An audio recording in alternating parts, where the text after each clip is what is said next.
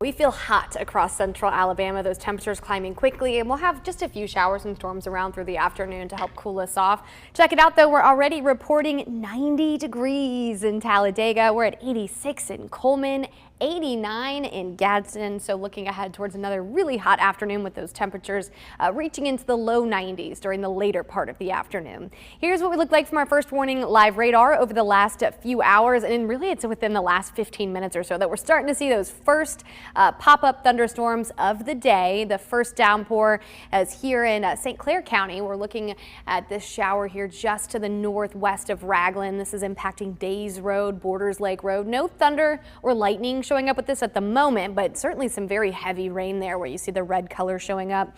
Here's what we feel like. We feel hot in Fayette. We feel like 102 right now. It feels like 101 in both Aliceville and Eutaw. Centerville feeling like 103. These will continue to climb as our temperatures climb over the next few hours. But for some of you, you're going to get a little bit of relief from the heat in the form of a cooling shower or storm. First warning future track at noon shows just a few isolated showers and storms around. Those will become a bit more numerous through the late afternoon. By 3 p.m. Just a few spotty storms possible, but look at the overall trend here. Not everybody guaranteed to see rain and thunder. 6 p.m. we've still got a few spotty storms left, especially west of I-65.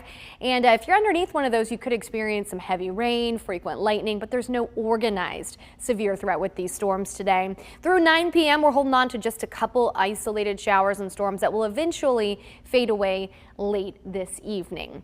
For tomorrow, we do have a very similar forecast. We'll start the day in the 70s by the afternoon.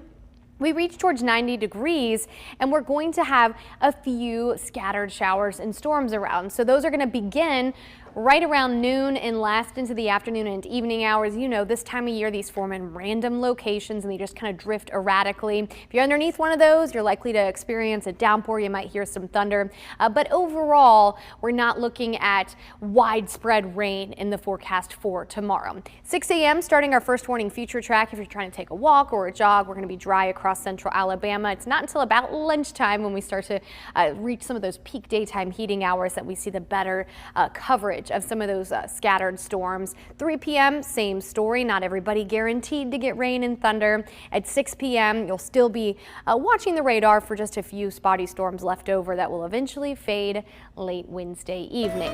Looking ahead towards the second half of the work week and into the weekend, our coverage is going up a bit. So we are talking about a little bit better chance that one of those showers or storms finds you. Let's highlight Friday. A good chance for some storms. Doesn't mean it's going to rain in your location all day though. Check it out. 7 a.m. we're dry. It's the same pattern with the better coverage coming through the late afternoon into the evening hours. This is Friday at 3 p.m. We do see those scattered storms with us. Those will eventually fade late Friday evening, and the weekend brings more of the same. Morning lows in the 70s, afternoon highs in the low 90s. It is going to feel more like the triple digits if you don't see a shower or storm. Most likely time frame for one of those to find you would be during the afternoon and evening through the weekend.